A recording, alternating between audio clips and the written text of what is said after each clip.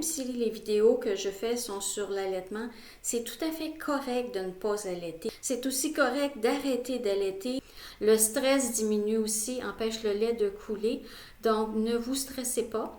Et ça peut arriver que si vous êtes dans un lieu public ou si vous avez comme moi ça m'était arrivé, d'avoir les beaux-parents qui venaient souper et là, le beau-père est assis à côté, on allaite, on a beau une petite couverte, on a l'impression qu'on s'expose.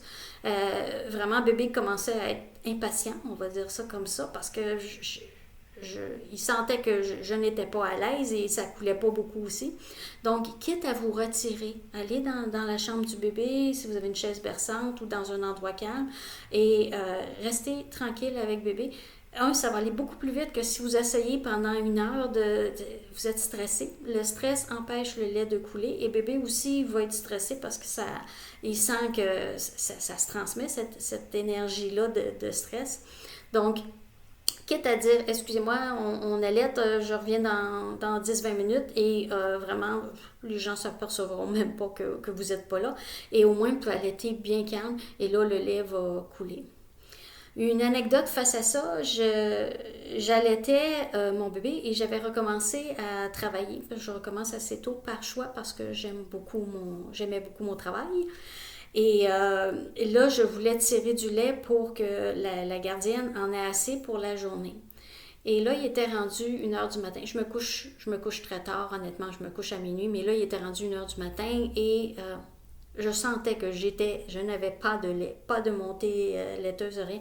Et bébé dormait, faisait ses nuits à ce moment-là. Donc, je me mets un film et je me souviendrai toujours, c'est La falaise de la mort avec Sylvester Stallone. J'avais aucun intérêt à écouter le film. Mais tout ça pour dire que, bon, 1 heure passe, il est rendu 2 heures du matin. Et là, je sais que j'ai du bureau, j'ai 30 rendez-vous au matin. Et je sens que j'ai toujours pas de lait. Et là, je commence à dire, bon, ben, on calcule les heures. Bon, ben, il me reste 6 heures si je m'endors là, mais je pourrais pas m'endormir, je n'ai pas tiré mon lait encore.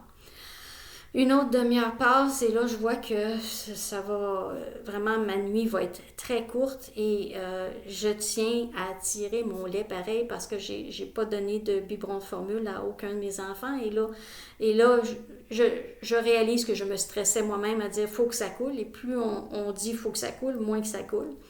Donc, je me souviens d'être à côté de mon frigidaire avec mon petit biberon avec son sac vide dans les mains et je me mets à pleurer de fatigue, pleurer de découragement. Et comme je pleure, le lait coule aussi, mais abondamment, donc tout coule en même temps. Donc, c'était vraiment le lâcher-prise qui a fait que mon stress a diminué et là, mon lait a coulé et là, j'essayais de l'attraper.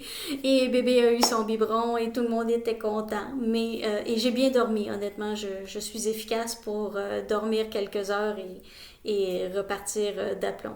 Tout ça pour dire que le stress peut diminuer beaucoup la production de lait et le réflexe ce qu'on appelle le let down, que le lait descende.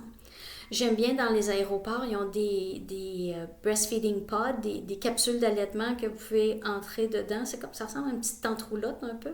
Je trouve ça très bien qu'ils aient mis ça pour... C'est pas que c'est honteux d'allaiter, mais ça peut être stressant d'être dans un aéroport où des fois il y a des cultures aussi que les femmes sont très cachées, on va dire ça comme ça. Donc, de se sentir à l'aise d'allaiter aussi, et la porte se barre, donc vous pouvez, et d'être confortable avec votre bébé. Et il y a moins de stimuli aussi, il y a moins de bruit d'aéroport. Donc, je trouve ça une bonne chose. Comme je disais, c'est pas pour cacher l'allaitement. L'allaitement devrait être accepté en public. Il l'est pas toujours, il y a toutes sortes d'histoires. Mais ne vous en faites pas avec ça. Et il faut que vous soyez à l'aise aussi. Si vous n'êtes pas à l'aise, ben trouvez un moyen qui va vous rendre à l'aise. Comme je disais, on se cache pas pour allaiter, mais il y a des femmes qui, comme moi, j'aimais mieux allaiter dans ma voiture stationnée, avec pas en conduisant, quand même, stationné, allaité avec une petite couverte et vraiment j'avais la paix avec l'air climatisé et tout ça.